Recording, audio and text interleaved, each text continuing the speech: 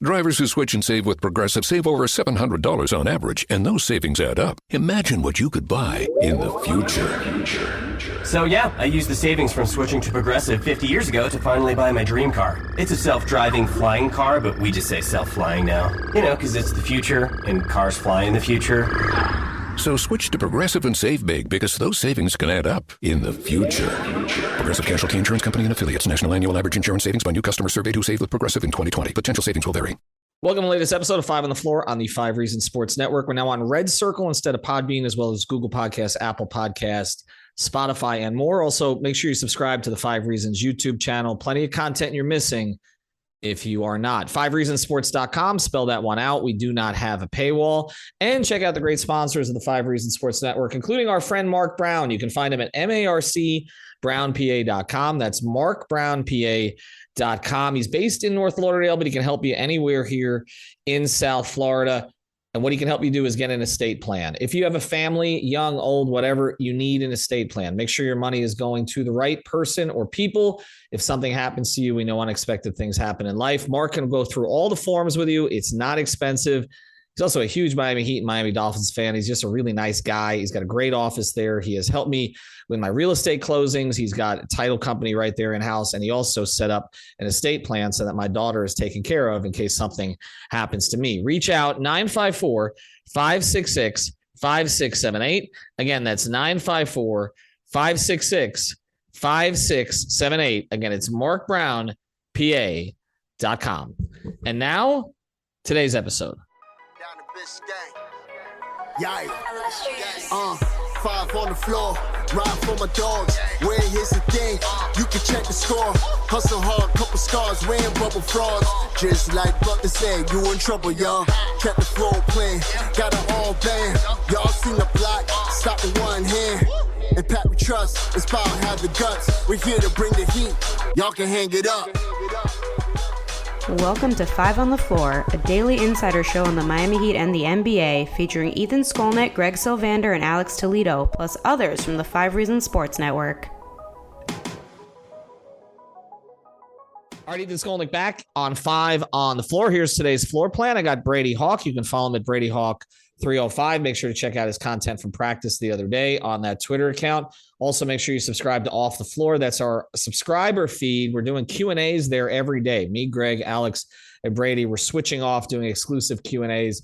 Communicate with us directly, as well as a lot of behind-the-scenes content. It's only $3.05 per month.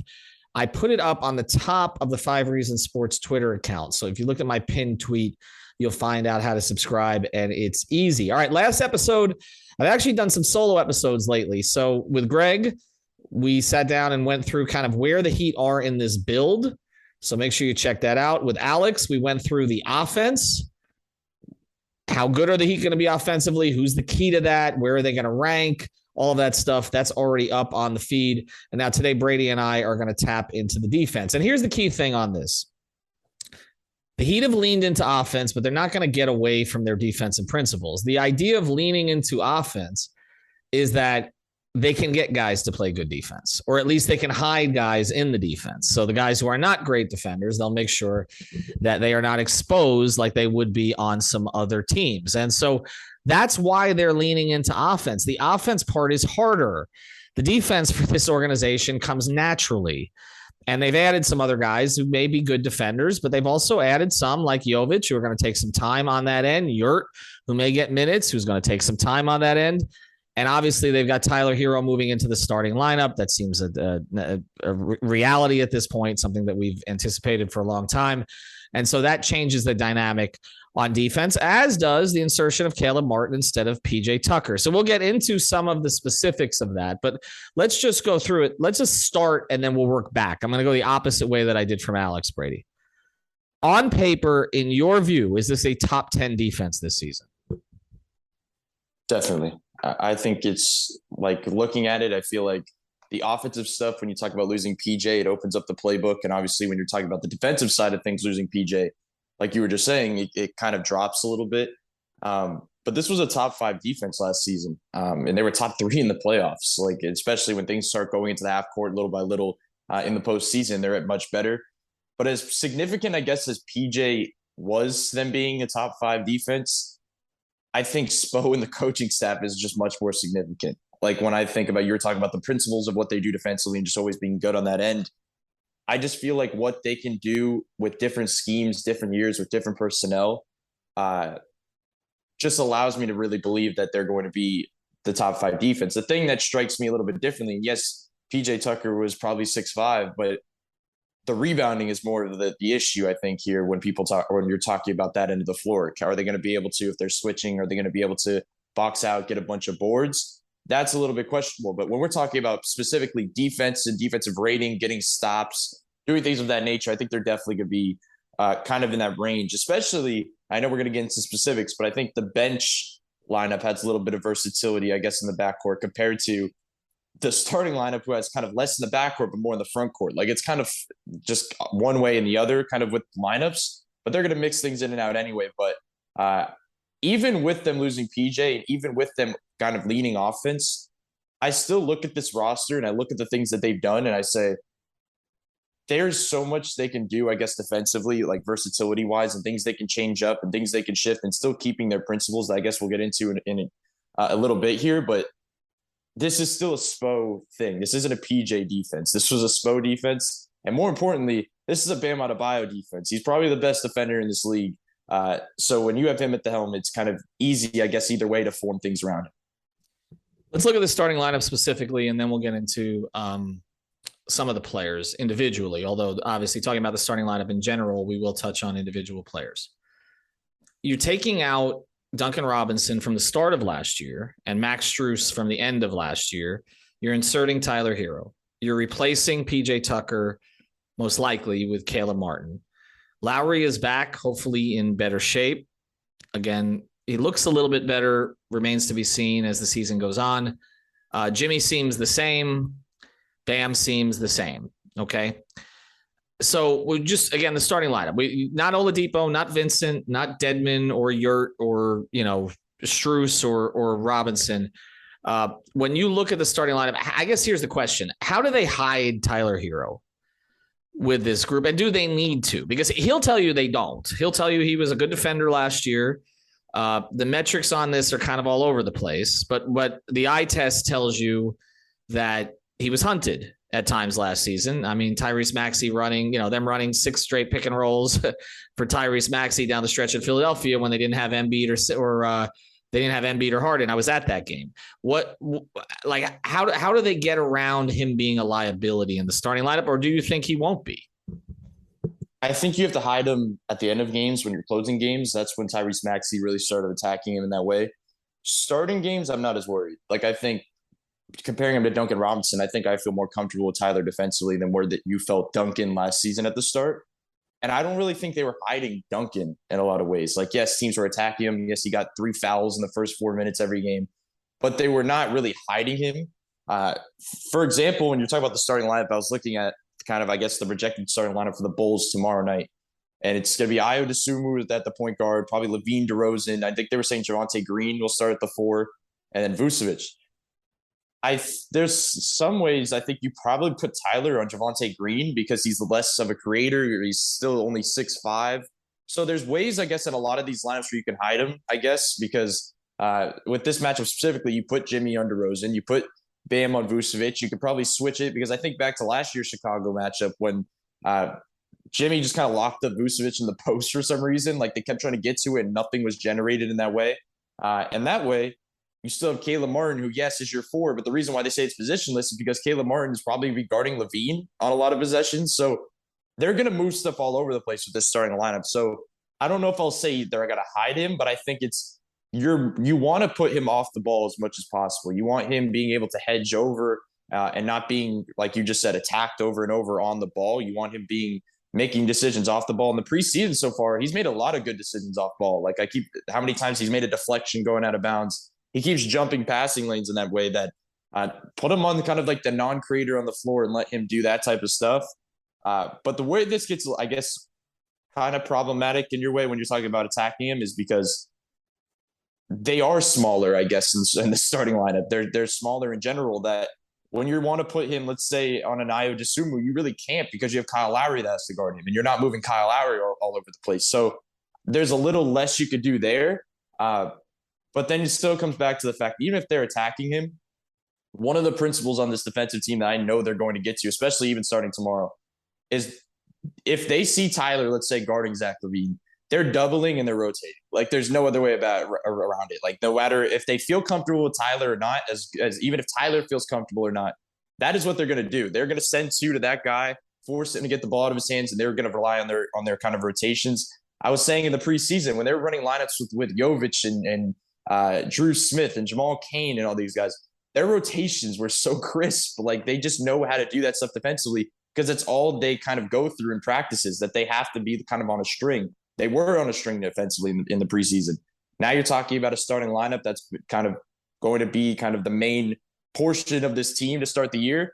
I have confidence that they'll be able to have those type of rotations. So I'm not really worried, I guess, about Tyler, at least to start games. The finish games, that could get where it gets a little bit harder because you don't really want to fully double off your guy kind of in crunch time when it really matters. All right, so let's go to the front court now. And Caleb Martin sliding in for PJ Tucker. I don't know that this is going to be permanent, but I do know that the team is committed to it for the start of the regular season at least. This is not like a Mo Harkless / Myers Leonard situation where they're rotating guys in. I think that Caleb Martin is going to be a starter here, at least until a move is made, okay? Or until somebody like Jovic presents himself in a way that they have to put him out there. I don't think it's going to be, again, switching between Yurt and Caleb, like the plan was to switch between Leonard and Harkless. I think they've learned their lesson from that. Okay. And that also hurt Tyler. If you remember, the last time that Tyler was a starter, people forget he was a starter 2 seasons ago, and it lasted for 10 games, and that's it. They want to give him a better chance with a more cohesive group here. So, but let's get to Caleb Martin because we mentioned rebounding. Rebounding ties in with defense. If you can't finish a possession, and this is going to frustrate Heat fans at times this year, if you can't finish a possession, they're getting extra shots, then that is part of your defense. That hurts your defense ultimately. So how does that tie in? How do they, again, rebound, guard, rebound, defend? And then what I think they're going to need to do is once they get the rebound, they're going to need to get out and push, at least get into some early offense at times. So how does that happen with Caleb Martin instead of PJ Tucker? I think the main thing is they're still going to be a switching team. Like they still are. You have Bam Adebayo sitting there. And as much as people hate seeing Bam on the perimeter and Tyler Herro boxing out down low, that's what they're going to do because it works for them. But the thing is, I think as what we talk about PJ Tucker and his size in general, shout out to Alex with acreage. He was a decent rebounder just because of his ability to box out. They're going to have to play more drop this season. Like, I really believe that. I think they're going to have to do it. Like they do it obviously with Dedmon and Omer because obviously you can't switch those guys out. But play more drop with Bam because we talk about him being a versatile defender. And when we think of that, we think about his ability to switch out. But part of that versatility is he's an elite drop defender as well because he could contain at a high level. He can move his feet. I still think about on par with them playing Chicago tomorrow. The game last season against Chicago where he was kind of playing in that pick and roll, guarding the ball handler, does a 360 turn and ends up blocking the lob pass. Like that stuff is the stuff you'll see for Bam Adebayo and drop. And the reason I bring up the drop coverage is because that's less of Bam on the perimeter and more of him on the interior, able to get some rebounds and do things of that nature. So I don't know if it's more on Caleb Martin. I think it's going to be everybody. I think it has to be by committee the way they're going to have to rebound. But I just think there's have to be less reliance on kind of just Bam being on the perimeter, I guess, time after time, especially when it starts happening and they're not getting boards over and over again. So it'll be interesting how they go about it. I think when you bring up Caleb Martin, we think about last season where he went on like a point guard defensive tour where every game he was just guarding the best point guard, the starting point guard on their team and locking them up. He put on a little bit of size this offseason. I think you're going to need him. The difference was PJ could size up. The question is, can Caleb Martin size up? I think we're going to find that out pretty quickly. But we had a pretty good test the other night when he was guarding Zion, and he held his own. He had a block early. He seemed like when they were trying to go at him down low, he was just really holding his own, I guess, in the post. If he's able to do that to some degree, because I still don't think that he'll be able to do that if they switch and he's guarding a 5. No, he's not going to be able to stop them consistently. But can he do it enough? Because PJ did it enough. That'll be the question. I think there is a possibility he can, when there's still versatility with Caleb. But like you said, the rebounding is the big thing, and I feel like drop coverage is going to be the answer a lot of nights. All right, when we come back, we're going to get into some more specific players and also touch on the bench as we go forward and kind of how this fits in with the offense. That's the other thing I want to talk to Brady about here. Before we do, we got a couple sponsors we want to tell you about. Our fantasy sponsor, we always tell you about this one. It's Prize Picks. It's time, everybody. NBA season is here. We're going to be doing Prize Picks on 5 pregame show before floor. We'll be giving you our Prize Picks every night. Do we like Jimmy on the over, on the under, bam, etc.? Use the code 5, FIVE. You don't want to be left out. You want to play. Plus, they give you free money. They'll give you up to $100 free to play. There's no rollover. Okay. So that means that you're not going through circles. You don't have to place 20 bets to get your money. They're literally giving you the money to play the first time. Okay. So just go to Prize Picks, Google Play Store, Apple App Store, prizepicks.com. Use the code 5, FIVE. Get that initial deposit matched up to $100. And our betting partner is Better Edge. That's BETTOR Edge, EDGE.com/5 reasons, or just go to betteredge.com. Use the code 5RSN. That's the number 5RSN.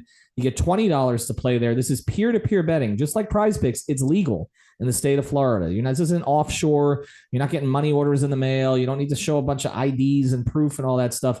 Literally, you will get your money to be able to play. So go to Better Edge. You're betting against other players on there, not against the book. It's like betting against your friends. Better Edge, BETTOR.com, and then use the code 5RSN. Drivers who switch and save with Progressive save over $700 on average, and those savings add up. Imagine what you could buy in the future. So yeah, I used the savings from switching to Progressive 50 years ago to finally buy my dream car. It's a self-driving flying car, but we just say self-flying now. Because it's the future, and cars fly in the future. So switch to Progressive and save big, because those savings can add up in the future. Progressive Casualty Insurance Company and Affiliates. National annual average insurance savings by new customer surveyed who saved with Progressive in 2020. Potential savings will vary. All right. Let's get to the bench first, because obviously Spo's going to stagger some guys. So whatever you think of Victor Oladipo's fit on offense and whether or not he looks like he's got his first step right now, which to me he does not. We saw him get thrown into a moving train last year and defend the hell out of guys, okay?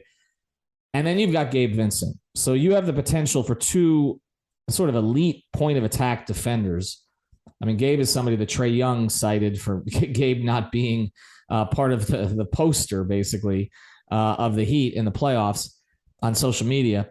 And you got Max Strus, who, there's variance on this. I think people... they watch Max, and he looks like a better defender than Duncan.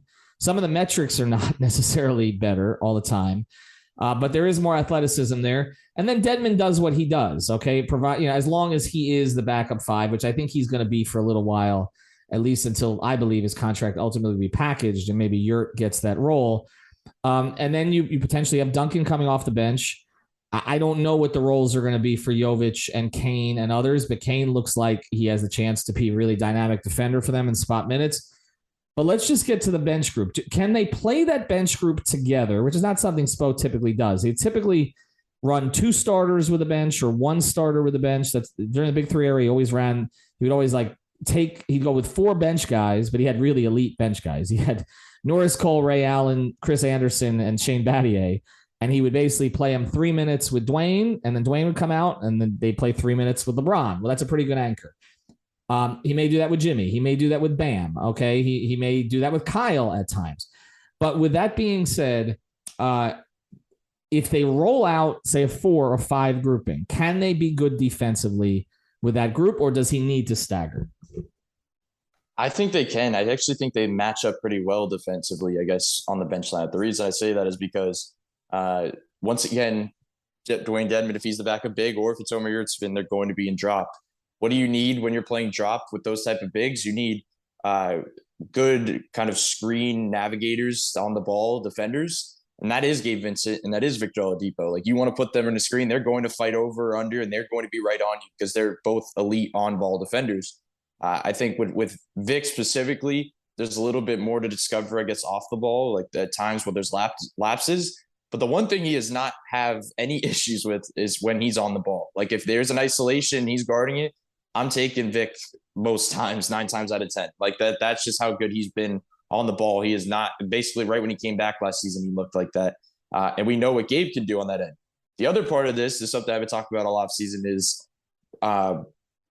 the 2-2-1 press. Basically, it's something they can do a ton of with kind of Vic and Gabe at the top of that.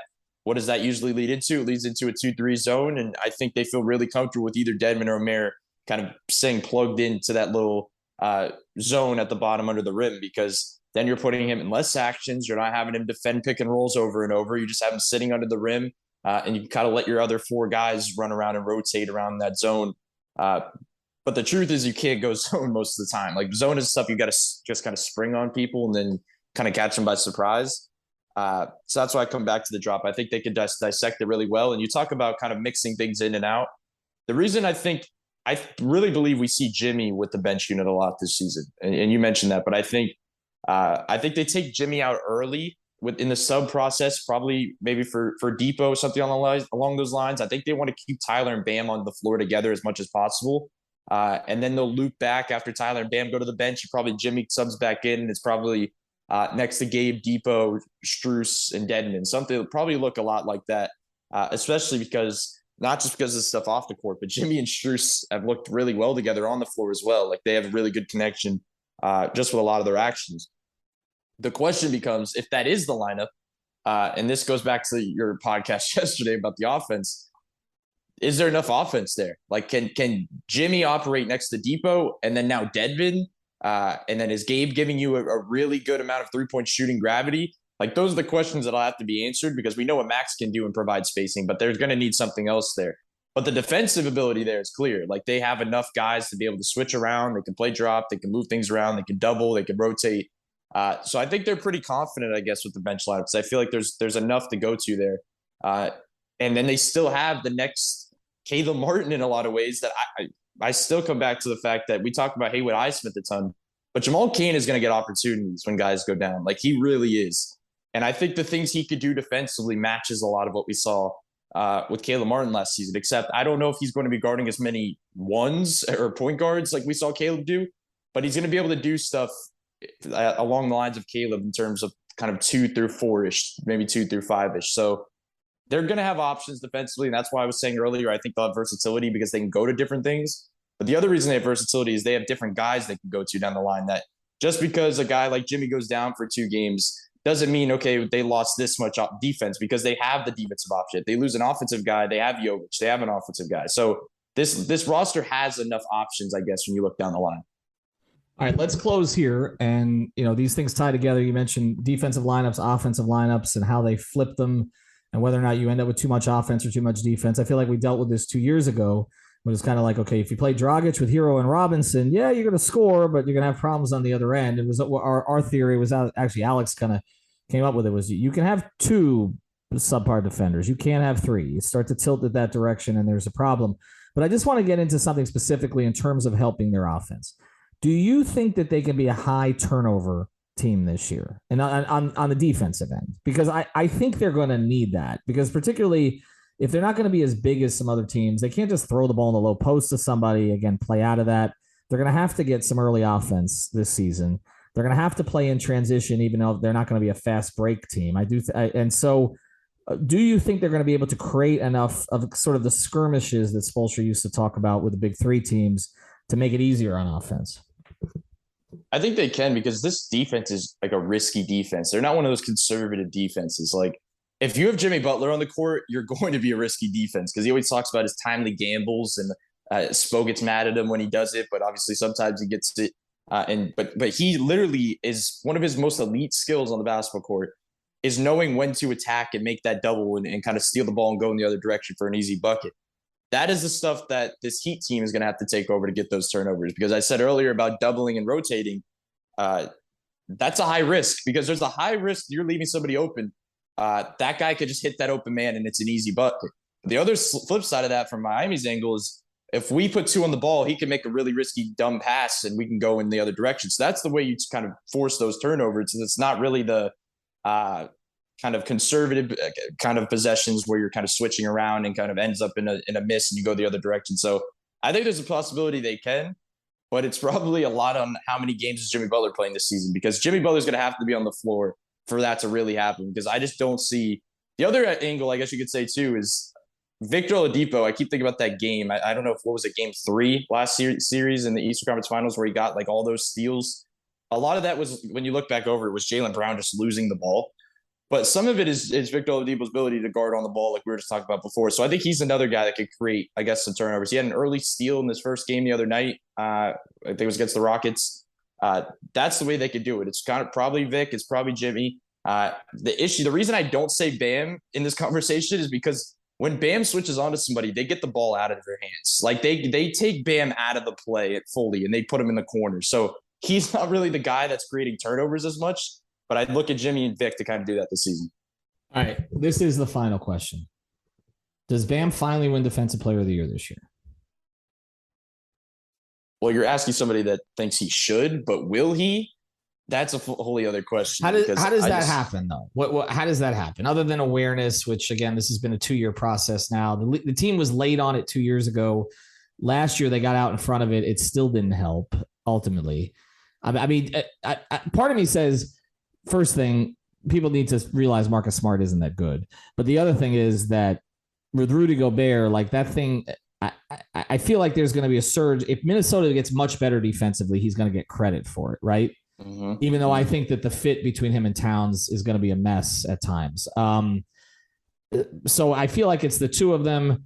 I don't feel like Phoenix is going to be as good this year, which kind of takes Mikal Bridges out of the equation, that he was in last year. There's not going to be any sentiment to vote for Draymond this time around. I think that's cooked to a certain degree. So there are some things that would be in his favor. I just feel like they have to get off to a good start first to build a little bit of momentum here. But top 5 defense and top 2 in the East, and we have that conversation or no? I mean, they were a top 5 defense last year, so I don't know how much weight that really holds. I guess the thing they said last season, though, it wasn't anything else other about his skill set. It was the games missed. That was the excuse there. But I really think you hit on Gobert. They're going to hype up this Gobert thing like a ton because there's going to be he's the new face on a new team. There's going to be the element where Towns is playing the 4 and he's going to get blown by a ton. And Gobert's going to have a lot of highlight blocks covering up for Towns. Like there's just going to be so much of a push for Gobert that I think that's the guy that's ultimately going to be at the top of this thing. But now I think I just don't know when you ask about what he could do to change anything, like I don't know what he can do. Like I don't think there's anything differently that he can do here. I have one thing, and it's crazy, and it makes no sense. He can score more. It's completely stupid, but it will put him in the spotlight. That's how this award tends to work at times. If he scores more, he's likely an all-star. People are talking about him. And there'll be a push to claim that Bam is a top 15 overall player. And there may be a push to cement that by giving him a Defensive Player of the Year award. This is what happens. This is how in baseball, Derek Jeter won a bunch of gold gloves, even though he couldn't move 3 feet left or right when he was playing shortstop, because he got noticed because of the other things. If Bam averages 20 plus, I think he wins Defensive Player of the Year. It makes no sense. I'm not advocating for it in that regard. He should win it anyway. But I think that's the way that it works. All right, thanks to Brady. Make sure you check out the offense episode with Alex. We got a stream coming up. If you hear this after the stream, you can still catch it on the YouTube channel. It's at 7:00 on Tuesday night before the season. Brady, Alex, and I will all be at the season opener on Wednesday. A little bit of a different format we're using Wednesday, but look for a short podcast on this feed, all these feeds after the game on Wednesday night. Brady and I will be putting that together. Greg will actually be found on the YouTube channel. It's going to take some time to get used to all this, everybody. But the point is you get more content on the Miami Heat here than anywhere else. Probably any outlet in the country is covering a team more, not covering it more than we are. So check it out. Again, our sponsors, we appreciate them. MarkBrownPA.com, MarcBrownPA.com. Prize Picks, use the code 5FIVE. And of course, BetterEdge.com, use the code 5RSN. Get your free money. Have a good night or day or season. Thank you for listening to the 5 on the Floor on the 5 Regional Sports Network. Drivers who switch and save with Progressive save over $700 on average, and those savings add up. Imagine what you could buy in the future. So I used the savings from switching to Progressive 30 years ago to buy tickets to the championship game. You know, between those two teams that didn't exist 30 years ago. Yeah, I'm a big Alaska Palm Trees fan. Which is a team now? In the future? So switch to Progressive and save big because those savings can add up in the future. Progressive Casualty Insurance Company and Affiliates. National annual average insurance savings by new customers surveyed who saved with Progressive in 2020. Potential savings will vary. Family Dollar has more for Halloween. Find everything for the perfect celebration. Costume accessories, decorations, and a huge variety of candy. Family Dollar, helping you do more.